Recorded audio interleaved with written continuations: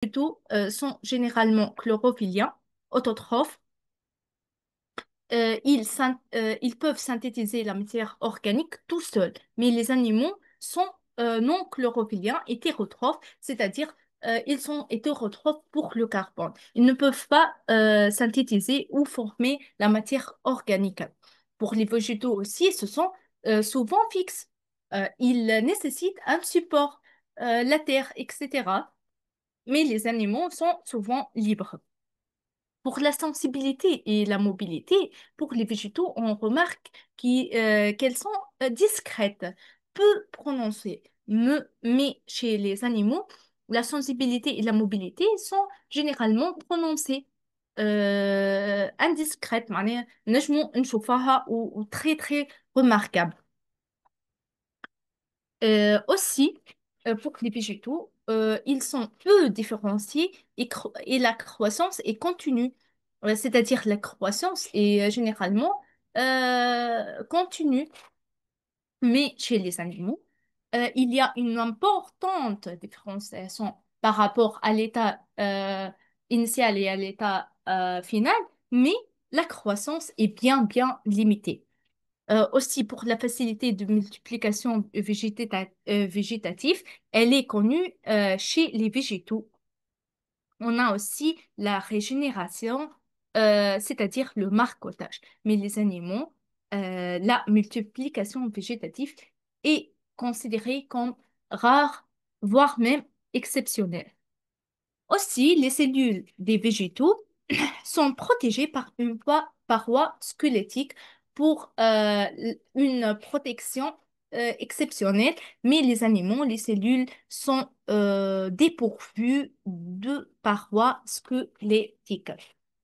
Donc, ce tableau, là, ce tableau regroupe les points de convergence entre les végétaux ou bien le monde végétal et le monde animal.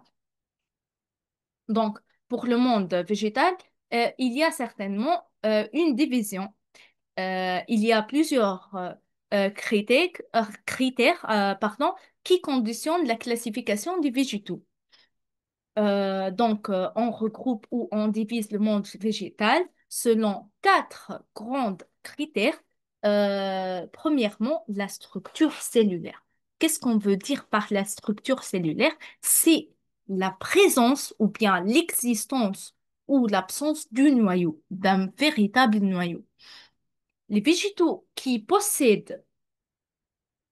possèdent pas le noyau, se sont nommés prokaryotes, comme les bactéries et les cyanophytes, etc. Pour les végétaux eucaryotes, eucaryotes, on peut aussi euh, dire que les eucaryotes, ce sont les végétaux qui possèdent un véritable noyau, comme les champignons, lichens, bryophytes, ptéridophytes et spermaphytes. Je connais ces termes sont inconnus pour vous, mais on va les noter un par un après. Donc, on va être clair sur la première classification, c'est à propos la structure cellulaire. C'est l'existence du noyau. Sans noyau, c'est prokaryote. Avec noyau, eucaryote.